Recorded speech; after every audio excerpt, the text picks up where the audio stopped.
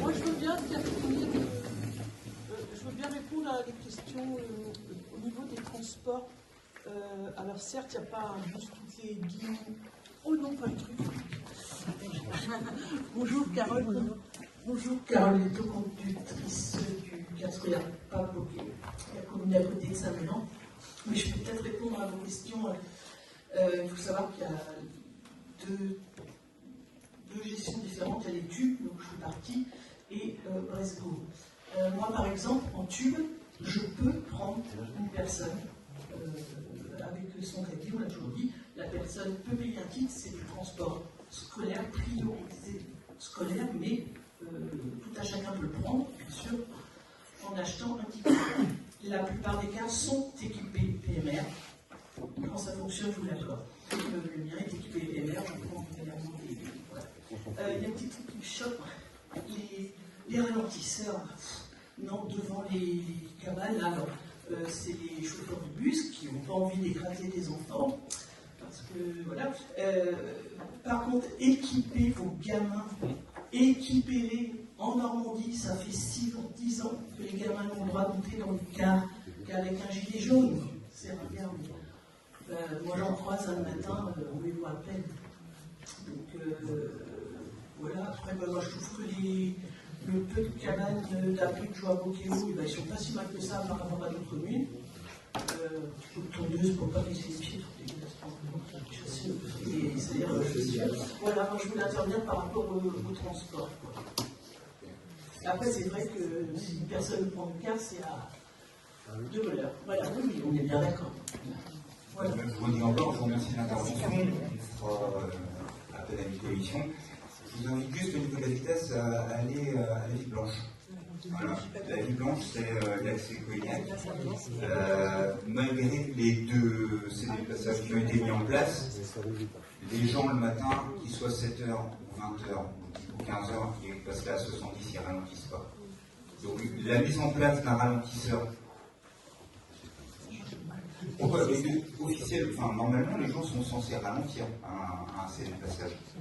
L'idée c'est aussi de les y inviter de façon, voilà, un peu plus appuyée, on l'a dit. Je voulais juste vous montrer la petite fiche, une petite fille de Bockéo à rédiger en préparation du porte-à-porte de la liste. Elle avait vu qu'il y avait un conseil municipal des enfants qui était prévu. Elle avait tout préparé, donc elle avait des revendications. Elise, elle a 9 ans et elle nous dit attention, vitesse. Elle met des panneaux 20 à l'heure, des panneaux 30 à l'heure. Elle dit qu'il faudrait mettre un radar. Elle dit qu'il faut mettre aussi des feux de croisement à Bockéo. Voilà, les enfants aussi ont ce sentiment de vitesse. Voilà. Donc, on les connaît, les 5 tarés de Bockéo. Je peux vous donner les noms, on les connaît. Il va falloir chercher les noms. Voilà, donc même les enfants auront des choses à dire sur ce sujet-là. Elle est obligée d'arrêter parce qu'elle n'avait pas assez de passage. Je veux dire que ça arrange. On les connaît, les gens qui vous disent ça. Mais malheureusement, il n'y a pas de sanction. Non, ce n'est pas une histoire de sanction. Enfin, non, mais il y a autre chose à faire à Bockéo que de sanctionner tout le monde et aller chercher les 5 mots. Par contre, effectivement, à la Ville Blanche, tous les soirs, on entend des vitesses. Moi, mon enfant est dans le bus le matin, et effectivement, on ne voit pas, c'est dangereux, à chaque fois on demande de faire attention, mais il y a des enfants qui ont 14 comme d'autres qui ont 8 ou 9, quoi. Et ben, je pense qu'effectivement, c'est plus que nécessaire, et ben, malheureusement, la seule chose qui fonctionne, et même nous, on roule, c'est les ralentisseurs. Ah non, je parle de porte, je suis bien. Les ralentisseurs, là, au moins, on est sûr qu'il y a quelque chose qui peut se faire, il ne faut pas attendre qu'il y ait quelque chose de grave. S'il faut ralentir en bus, on peut ralentir en voiture, on peut ralentir. C'est plus les agriculteurs que ça les pénible avec leur monocoque derrière que nous, le véhicule. C'est pour ça qu'il n'y a pas qu'à la Ville Blanche. C'est pour ça qu'on fera L'autre jour, partager tout le monde pour trouver la bonne solution. Le bon compromis. Monsieur Martineau, j'ai travaillé 20 ans pour la commune, tout le monde me connaît ici. Il n'y a pas que la Ville Blanche, la vitesse. L'autre jour, j'ai été faire une prise de sang à 7h du matin. Il y avait des enfants. Il y a un bolide qui est passé, il était au moins 90 sorts dans le bourg, à côté des gamins. Donc là aussi, il faut faire quelque chose. Moi,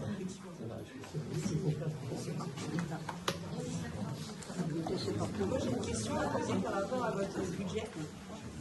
Juste après. Moi, je voulais intervenir pour le pont de Guingamp.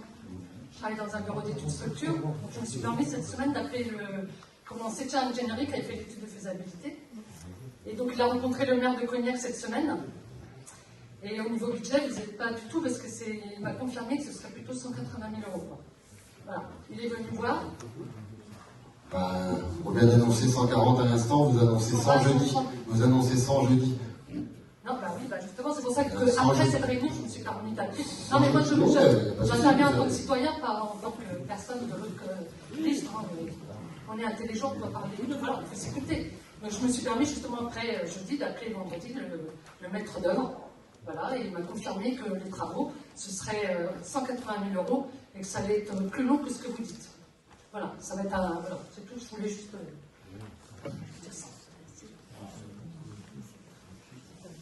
D'autres questions? Je pense honnêtement qu'ils ont rajouté les travaux provisoires. Non, du tout. Du tout. Et c'est quelqu'un qui connaît C'est très bien. l'estimation. C'est ça, l'ingénierie est très. Enfin voilà, ils sont très bons dans ce domaine. Hein. C'est eux qui font beaucoup de points, ils ont fait celui de Plumaral. J'ai critiqué personne. Ouais. Mais voilà, il va confirmer. Bah, après, c'est comme ça, c'est des budgets. C'est bien. Hein. Est-ce que vous pensez que votre commune représente vraiment la ruralité? Que votre liste représente vraiment la ruralité? Comme vous en dites.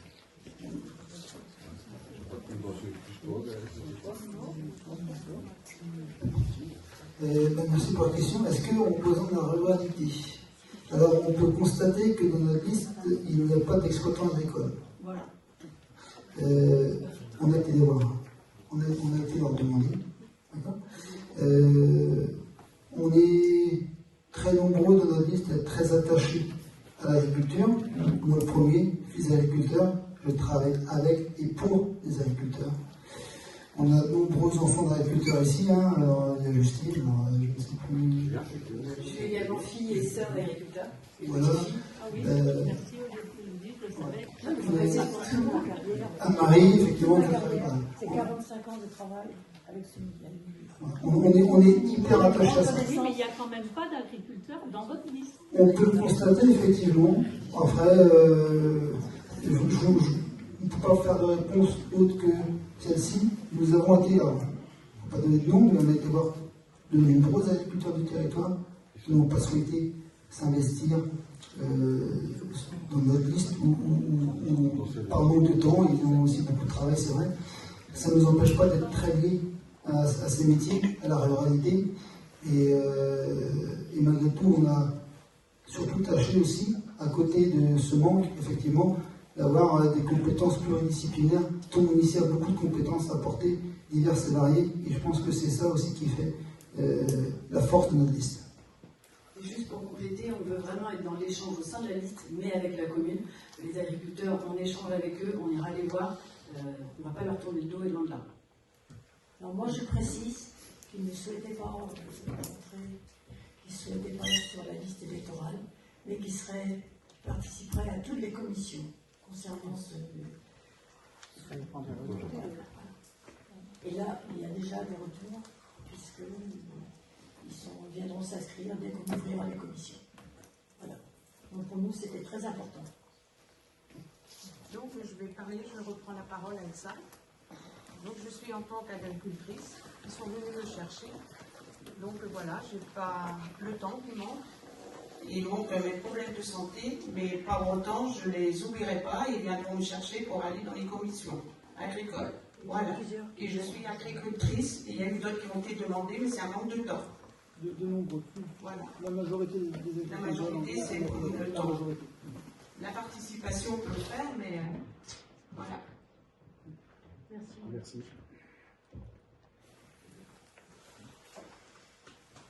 Pardon, Je trouvais ça très intéressant. Merci pour le travail fait sur le budget, parce que c'est concret. Ce que j'arrive pas à comprendre, c'est comment ça se fait qu'aujourd'hui on ait autant de dettes, alors que, enfin, quand on regarde le chiffre, ça paraît, si tout est bien travaillé et bien mis en place, je comprends pas.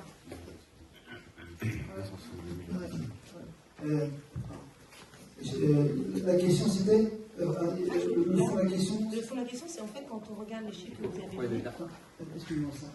Les chiffres que vous avez donnés tout à l'heure, qui sont plutôt positifs, si vous voulez, pour pouvoir investir et pouvoir avoir quelque chose de nouveau dans notre commune. Mais ce jeudi dernier, on a parlé de 467 000 € de dette. Oui, on a parlé des dettes. Alors, les dettes, on peut en parler un tout petit peu du passé pour comprendre. C'est pas passé, c'est comprendre. Pour comprendre. Pourquoi, voilà. Si elles sont là, c'est un passif. Voilà. Si c'est passif, c'est pas depuis 2020, hein. C'est aussi un peu avant, hein, voilà, ça remonte. C'est vrai que la commune a eu la mauvaise habitude d'avoir de la mauvaise gestion, de ainsi. J'en ai pour preuve qu'il y a une restructuration de l'endettement dans les années 2010, mais c'est vrai que la situation aurait pu davantage s'améliorer depuis 2020. On est passé à côté de 100 € de subvention, ça n'a pas aidé non plus. Par exemple, les 90 000 € qu'on a de court terme cette année n'auraient pas existé, voilà, pour imaginer un peu la chose. Ce qui est important, c'est de se projeter. Les erreurs ont été faites, on les constate. Voilà, la commune a payé cher. Voilà, ça donne aussi la leçon pour ne pas reproduire les erreurs d'hier.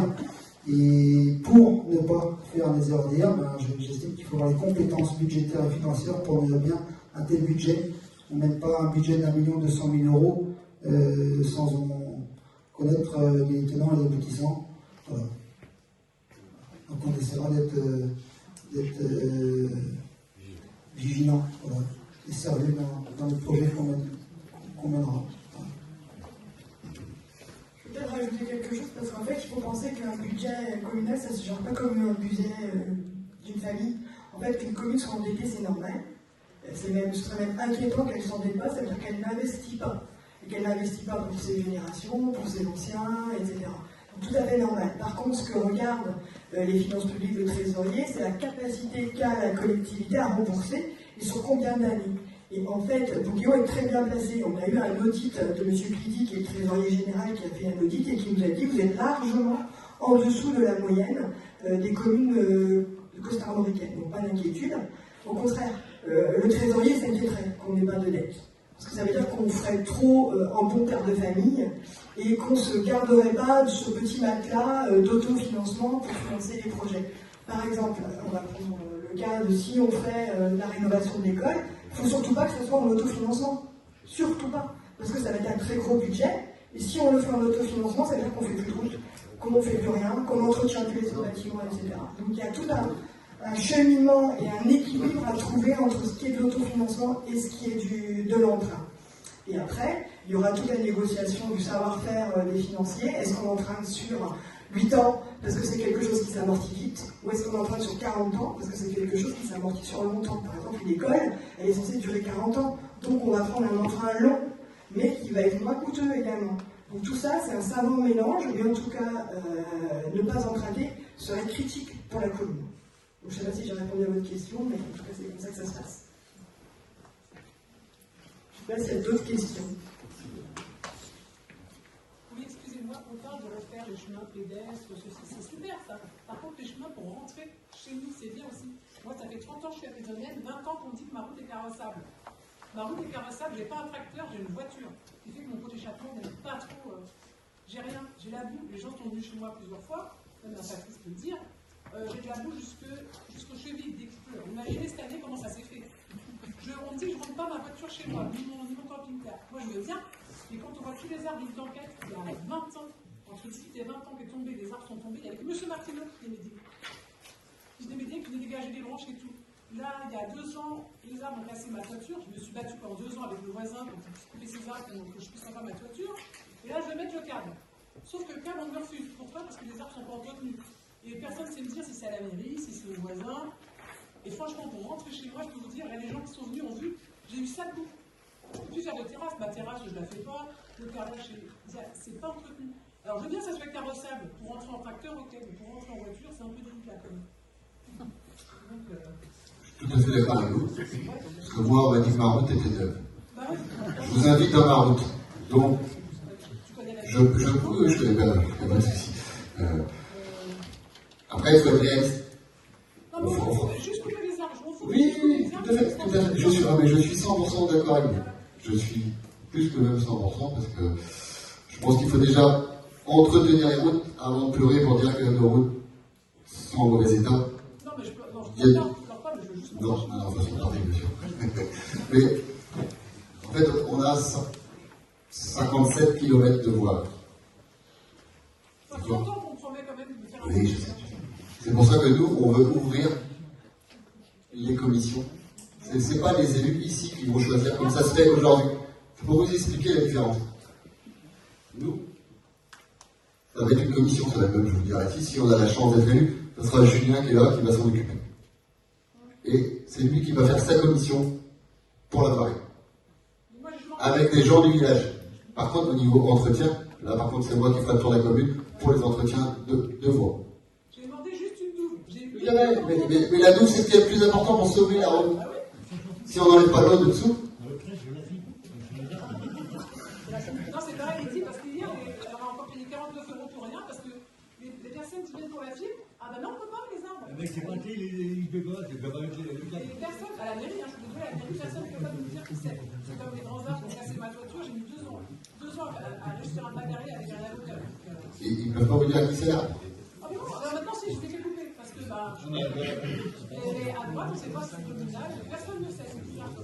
Et j'ai vu une fois une personne venir chez moi. Bon, c'est pas dur, ils ont le logiciel à la mairie, il suffit de cliquer, ils vous donnent la réponse instantanément.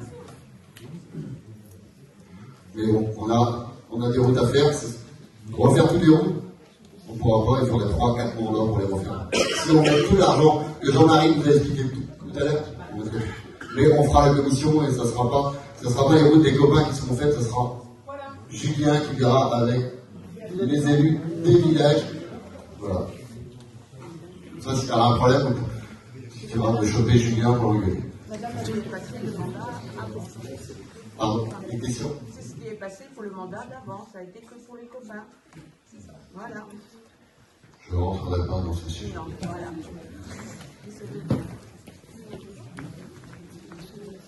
C'est vacant. C'était juste par rapport au budget, tout ça. Je pense que de toute façon tout le monde connaît les budgets, c'est normal. Hein, voilà. Par rapport à votre taxe d'habitation, la taxe foncière. La taxe foncière, oui, justement, la taxe foncière.